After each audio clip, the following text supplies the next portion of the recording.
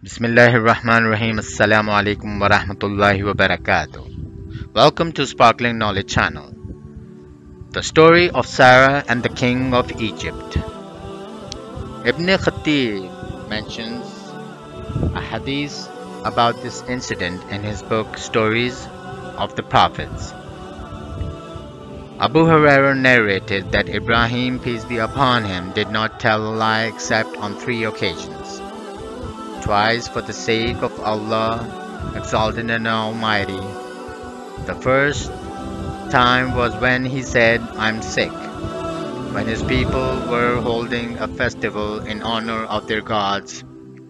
Ibrahim excused himself by saying he was sick. The second time was when he said, "I have not done this, but the big idol has done it."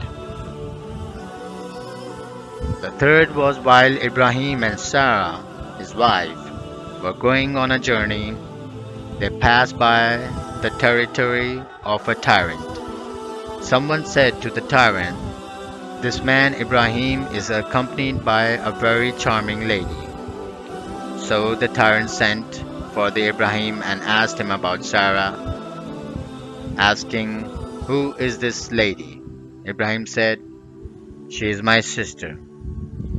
Ibrahim went to Sarah, said, "O Sarah, there are no believers on the surface of the earth except you and me. This man asked me about you, and I have told him that you are my sister. Do not contradict my statement." The tyrant then called Sarah. When she went to him, he tried to take a hold of her with his hand, but his hand got stiff and he was confounded. He asked Sarah, "Pray to Allah for me, and I shall not harm you." Then Sarah asked Allah to cure him, and he got cured. He tried to take hold of her for the second time, but his hand got as stiff as, or stiffer than before, and he was once more confounded. He again requested Sarah, "Pray to Allah for me, and I will not harm you." Sarah asked Allah again to cure him, and he became all right. He then called one of his guards who had brought her and said, "You have not brought me a human being, but you have brought me a devil." The tyrant then gave Hajar as a maid servant to Sarah.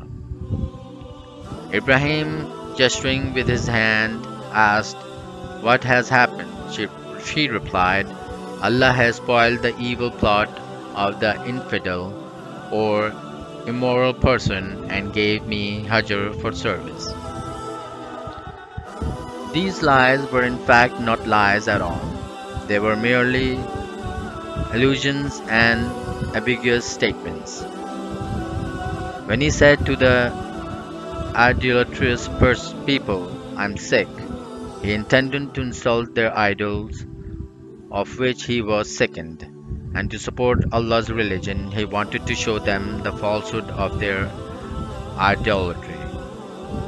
When Ibrahim destroyed the idols of the people, he left the largest idol standing. When his people comforted him and accused him, he said, "Nay, it was done by this largest one of them."